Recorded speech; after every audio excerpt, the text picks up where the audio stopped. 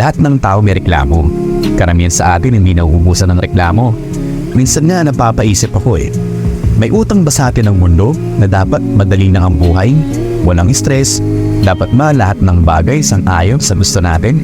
Pero alam mo kung anong problema dito? Walang garantiya na magiging madali ang buhay para sa'yo. Mahirap ang magtrabaho, pero mahirap din ang walang trabaho. Mahirap ang mag-ipon, mahirap din ang bumangon kapag Monday. So, kung mahirap ang buhay, tanungin kita, compare saan? Hindi lahat ng mahirap ay masama. Mahirap ang mag-aral, pero ito ang makakatulong para makapasa ka.